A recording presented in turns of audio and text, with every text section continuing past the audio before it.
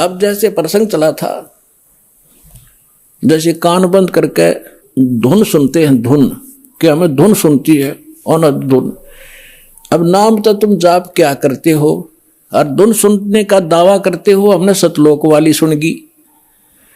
अब धुन क्या चीज है और मंत्र क्या चीज है। जैसे एक ढोल होता, ढोलक, ढोलक के बजाने का एक विशेष डंडा सा होते हैं, छोटे छोटे डंड की ही, और उनको ही लगाने से बजाने से उसकी वो वही आवाज निकलती है जो ढोल की होनी चाहिए।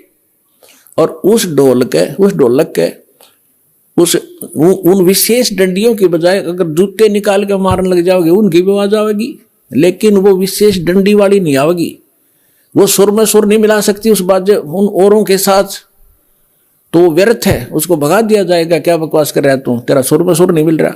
तो जो ये नाम जाप करते हैं काल के, धुन सुनते हैं इसमें, तो वो ढोल का जूत्या वाली आवाज सुन रही है, उनको वो आवाज भी ना सुन जो आसपास ठीक सुननी चाहिए।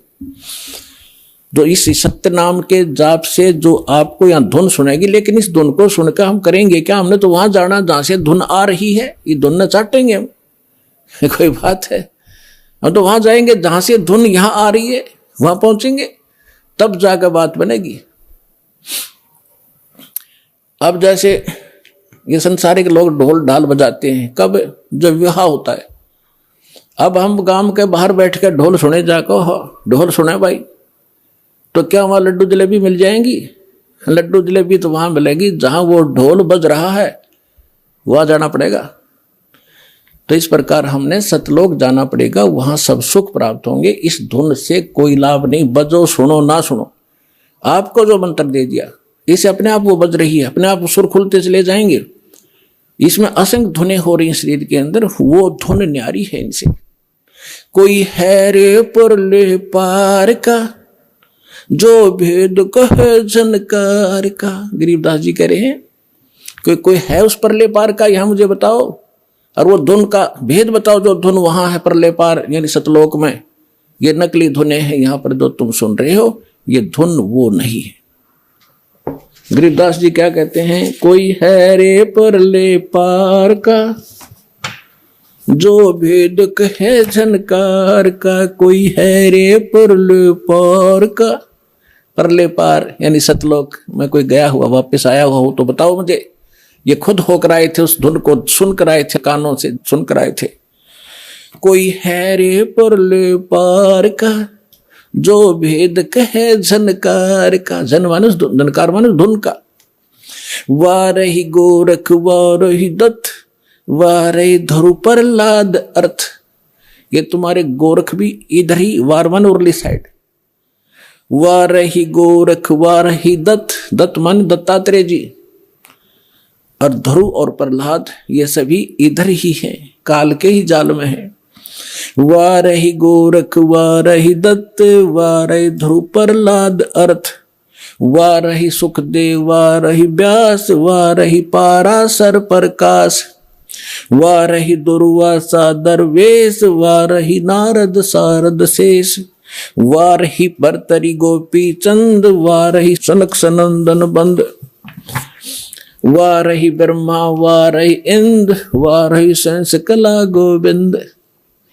वारही शिव शंकर जो संभ वारही धर्मराय अर्भ आरंभ। वारही धर्मराय धर धीर परम धाम पहुंचे हे कबीर। रग यजुषाम अथर वेद परम धाम नीलय हा भेद। अलल पंख अगाध भेव जैसे कुंजी सुरती सेव। वार पार थे हाना था गरीबदास निर्गुण निगाह। अब क्या बताते हैं आदरणीय गरीबदास साहिब जी? परमात्मा से परिचित होकर सतलोक में वो धुन सुनकर वापस आए तो वो कह रहे हैं कोई है रे परले पार का जो भेद कहे उस जनकार का।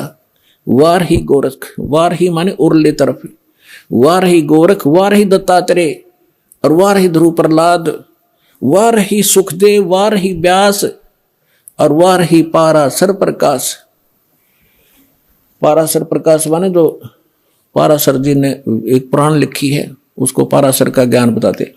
यानी इन पुराणों के और वेदों के सबके राइटर हैं कौन? व्यास जी। और ये ज्ञान व्यास जी का अपने सत्र का वो तो पुराणों में है। वेद ज्ञान और गीता ज्ञान जो है ये वेद व्यास के सत्र का नहीं है। वेद व्यास जी के अंदर एक ऐसी एक गुण दृष्टि दे दी जाती है, दिव्य दृष्टि, जो भी हम वचन शब्द बोलते हैं ये कभी नाश नहीं होता। ये ब्रह्मांड में घूमता रहता है, पूरे के पूरे सेंटेंस घूमते रहते हैं। अब भाषाएं बदलती रहती हैं जिस कारण से वो आज ऋषि नहीं समझ पाते। तो परमात्मा एक ऐसा गुण देता है अपने ज्ञान को लिपिबद्ध कराने के लिए, जो वेद व्यास में दिया था। और उन्होंने वेदों को जो भी जैसा था एज इट इज लिख दिया, उसमें अपना कुछ भी नहीं मिलाया।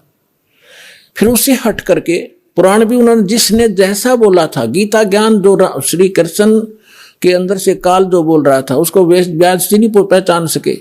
श्री कृष्ण जो काल बोल रहा था, श्री कृष्ण के शरीर का प्रयोग करके